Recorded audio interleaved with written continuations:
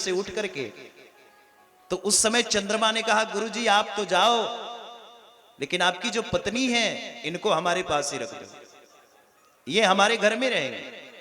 बृहस्पति जी ने डांटा, अरे मूर्ख, तुम्हें पता नहीं ये हमारी पत्नी है, और गुरु पत्नी गुरु पुत्र गुरुदेव के समान ही वंदनीय होता है, इसलिए तुम्हें पता नहीं ये हमारी पत्नी है और ये हमारे समान ही वंदनीय है तुम्हारे लिए, और इन पर तुमने कुदृष्टि डाला, इसलिए ये क्षम्य करने योग्य नहीं। चंद्रमा ने कहा गुरुजी आप जो चाहे सो करो, लेकिन मेरे मन में इनके प्रति जो भाव जगा है वो तृप्ति तभी होगी जब आप इनको छोड़ के जाएंगे, इसलिए आप गुरु पत्नी को, आप अपने पत्नी को यहीं छोड़ो और गुरुजी पधारो। बृहस्पति जी ने बहुत समझाया, देखो चंद्रमा ये तुम्हारे लिए ठीक नहीं, इस संसार में 4 प्रकार के ब्रह्म हत्या हैं, इसलिए हम तुम्हें बता रहे हैं, ब्राह्मण का कोई वध कर दे, क्योंकि ब्राह्मण मारने योग्य नहीं होता,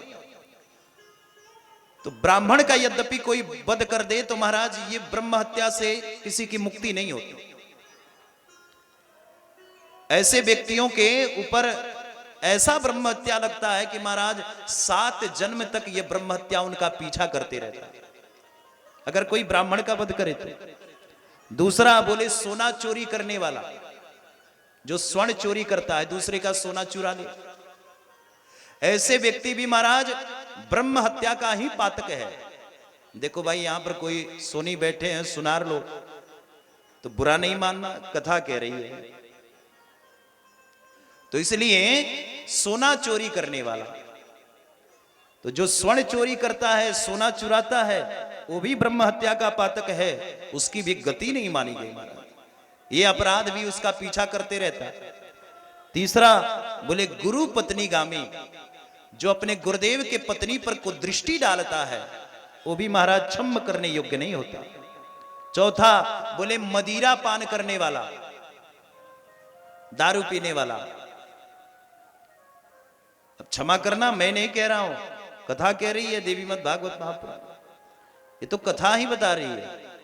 मदिरा पान करने वाला, आपको पता है हमारे शास्त्रों में दारू पीने वाले को तो गति ही नहीं दी गई महाराज, कहीं मुक्ति ही नहीं दी गई, चाहे वो जितना पूजा कर ले, जितनी व्यवस्था कर ले, जितना पाठ कर ले, जैसी जैसी व्यवस्था कर ले, वो उसकी गति और उसकी मुक्ति नहीं बताई गई। मद्यपानम, मद्यपान जो करते हैं, मदिरा का जो पान करते हैं, उनकी कहीं गति नहीं बताई गई। इसलिए मेरे प्यारे सब कर्म करो, ठीक है चलेगा, लेकिन ये मदिरा पान करना ठीक नहीं है, इसलिए इसके लिए तो कहीं गति ही नहीं लिखी गई, किसी भी शास्त्र में, किसी भी वेद में, किसी भी पुराण में इसके बारे में गति नहीं लिखी गई महाराज।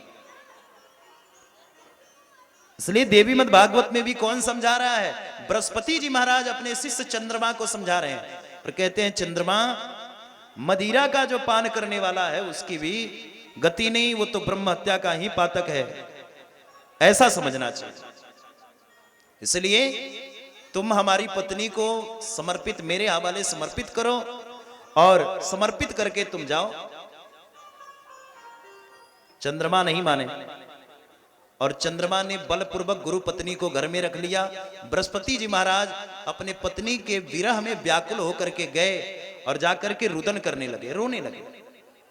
अपने शिष्य इंद्र के पास पहुंचे और जाकर के इंद्र से सारी वृतांत बताई, हे इंद्र आपको पता नहीं चंद्रमा ने हमारी पत्नी तारा को बलपूर्वक अपने घर में रख लिया, इसलिए किसी प्रकार से मैं अपने पत्नी के आसक्त रहने वाला व्यक्ति हूं, इसलिए मेरी तारा मुझे अति प्यारी है, किसी प्रकार से चंद्रमा के चंगुल से हमारी पत्नी को छुड़ाओ।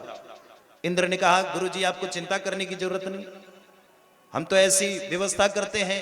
इंद्र ने अपने कुछ पार्षदों को बुलाया, सैनिकों को, और जाकर के कहा कि चंद्रमा को संदेश दे देना कि चंद्रमा अगर गुरु पत्नी का त्याग नहीं किया तो युद्ध होगा, और इतना भयंकर युद्ध होगा कि युद्ध का परिणाम भोगने वाले चंद्रमा स्वयं सावधान होकर के सुन ले। जाकर के शिष्यों ने चंद्रमा से बताया, चंद्रमा को जब पता चला, चंद्रमा ने कहा कि जाओ ये संदेश दे देना, जो करना है सो कर लो, लेकिन मैं गुरु पत्नी को तो छोड़ूंगा ही नहीं, मैं नहीं जाने दूंगा। अब इस पर जाकर के बृहस्पति जी को और क्रोध आया और इंद्र को भी क्रोध आया। इंद्र ने सारे देवताओं की मीटिंग करी, सारे देवता पधारे, ब्रह्मा जी का भी आगमन हुआ और महादेव को भी जब पता चला तो महादेव भी पधारे और महादेव ने आकर के बृहस्पति जी को समझाया। इधर देवगुरु शुक्राचार्य जी को पता चला, दैत्यों के गुरु हैं। शुक्राचार्य जी को जब पता चला तो शुक्राचार्य जी ने सोचा चंद्रमा ने इतना नीच कर्म किया है, इसलिए माफ करने योग्य नहीं है, ये क्षमा करने योग्य नहीं है। महादेव ने भी आकर के बृहस्पति जी को समझाया और कहा आप चिंता न करें। एक पत्र गया और चंद्रमा से ब्रह्मा जी ने जाकर के एक संदेश दिया और कहा देखो चंद्रमा, अगर तुमने गुरु पत्नी को समर्पित नहीं किया तो इसके लिए तुम्हें कठोर से कठोर दंड मिलेगा। हम देवताओं ने मीटिंग की, इस पर चंद्रमा डर गए और चंद्रमा ने गुरु पत्नी को छोड़ा, बृहस्पति जी को समर्पित कर दिया। बृहस्पति जी ने अपने पत्नी को प्राप्त किया, तारा को, और घर ला करके बड़े आनंद पूर्वक रहने लगे। तारा के गर्भ में एक गर्भस्थ शिशु था। बृहस्पति जी की पत्नी जो तारा है, इनके गर्भ में एक गर्भस्थ शिशु था। शिशु का जब जन्म हुआ, जन्म होने के बाद बृहस्पति जी बड़े प्रसन्न हुए और देवताओं के गुरु बृहस्पति जी इतने प्रसन्न हुए कि बालक का जात कर्म किया। जात कर्म संस्कार हुआ, चूड़ा कर्म संस्कार हुआ। नामकरण संस्कार जब करने के लिए आए तब तक चंद्रमा ने एक पत्र लिखा अपने गुरुदेव को, अरे गुरुजी आपने बताया ही नहीं कि ये पुत्र किसका है, इसलिए हे गुरुदेव आपकी पत्नी के गर्भ में जो बालक था वो मेरा ही बालक है। इस प्रकार बृहस्पति जी ने कहा अरे मूर्ख तुम्हें पता नहीं, ये हमारी पत्नी है और ये हमारा ही बालक है। तो चंद्रमा ने सारे देवताओं की मीटिंग बैठाई। चंद्रमा ने कहा नहीं नहीं ये तो मेरा ही पुत्र है।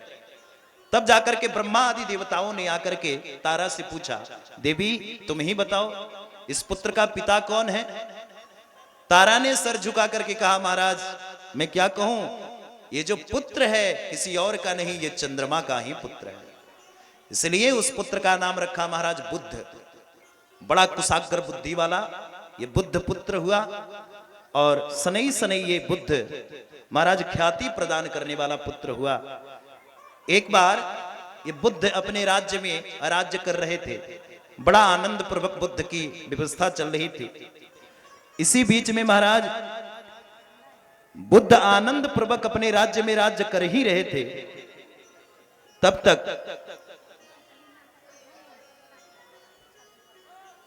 एक राजा सुदुम्न है। ये राजा सुदुम्न बड़े ही प्रतापशाली राजा हैं।